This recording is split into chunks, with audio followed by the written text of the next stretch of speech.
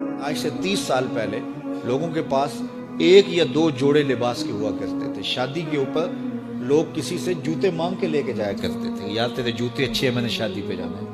امیر بھی ایسا کرتے تھے, غریب بھی ایسا کرتے تھے. میرا ایک دوست مذاق سے کہتا ہے, پہلے جب کسی سے پوچھتے ہوتے تھے کیا حال ہے, وہ کہتا تھا شکر ہے. آج پوچھتے تو کہتا ہے شوگر ہے.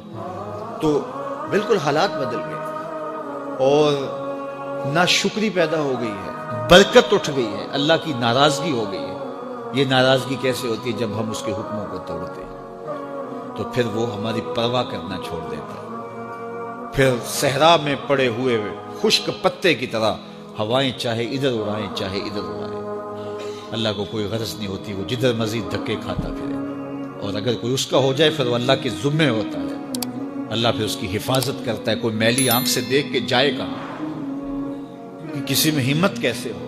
حضرت سفینہ رضی اللہ تعالیٰ عنہ جنگل میں بھٹک گئے تو انسانی بھوک سونگ کے شیر جب حملہ آور ہونے کے لیے قریب آیا تو حضرت سفینہ رک گئے اور شیر کی آنکھوں میں آنکھیں ڈال کے کہا, اور جنگل کے بادشاہ جانتا نہیں میں کون ہوں, میں رسول اللہ کا نوکر ہوں.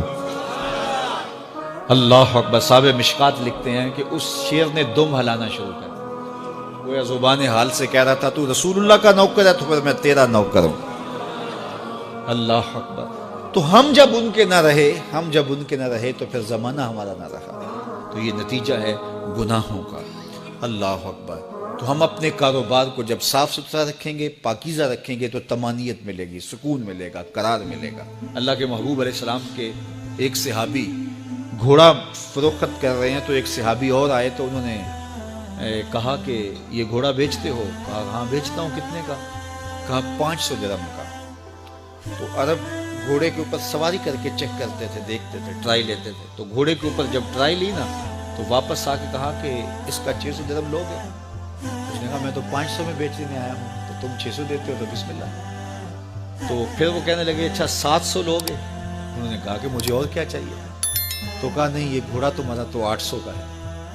وہ کہنے لگے ہاں میرا گھوڑا 800 کا ہے. تو کہا پھر 500 کا کیوں بیچ رہے ہو؟ کہا میری مجبوری تھی, میں نے بیٹی کی شادی کرنی تھی اور میں مجبوری سے 800 کا گھوڑا 500 میں بیچ رہا ہوں. انہوں نے کہا میرے صاحب, میرے بھائی, میں تو 800 میں لوں گا, جب ہے 800 کا ہے تو میں 500 کا کیوں لوں. انہوں نے کہا بسم اللہ.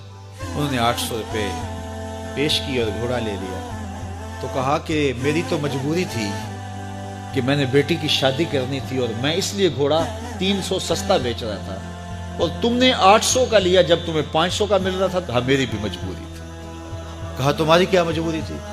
کہا میرے رسول کا فرمان میری مجبوری تھی. کہا کیا رسول اللہ کا فرمان ہے؟ کہا ہمارے رسول نے ہمیں سودا خریدنے کا حکم دیا ہے, کسی کی مجبوری خریدنے کا حکم نہیں دیا.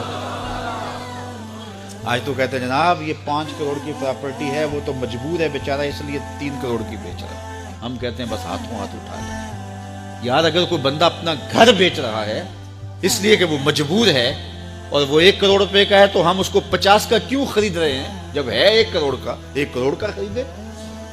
اور جو ساری زندگی لوگوں کی مجبوریاں خریدتے ہیں, فلاں پراپرٹی فلاں کی مجبوری سے خریدی, فلاں پراپرٹی فلاں کی مجبوری سے خریدی. کچھ لوگ اس طاق میں رہتے ہیں کوئی مجبور ہو تو اس سے خریدے. اللہ اکبر. پھر ایک وقت آتا ہے کہ یہ مجبور ہوتا ہے اور اس کی پراپرٹی کوڑیوں کے بل بک رہی ہوتی ہے. ہم نے اپنی آنکھوں سے ایسے مناظر دیکھے. تو کسی کی مجبوری نہ خریدیں, سودا خریدیں. طاق میں نہ رہیں کہ کوئی مجبور ہو تو سستا بیچے. جو اس کی قیمت ہے اس کی قیمت سے لیں, پھر دیکھنا کہ عرش کا رب اس کے اندر برکت کتنے ڈالتا. شیخ سعدی فرماتے ہیں میں رود بار کے جنگل میں تھا تو ایک آدمی چیتے پہ سوار اور ہاتھ میں سانپ کا کوڑا پکڑا, میرے پاس آ کے رکتا ہے. تو سانپ کا کوڑا ہاتھ میں اور چیتے پہ سوار, تو میں ڈر گیا. جب میں ڈر گیا تو وہ مسکرا پڑا. اس نے کہا سعدی ڈر گئے ہو؟ میں نے کہا بات ہی ڈرنے کی ہے. کہا تو خدا کا ہو جا, خدا کی خدائی تیری ہو جائے گی. تو اس کا ہو کے تو دیکھ, زمانہ تیرا ہو جائے.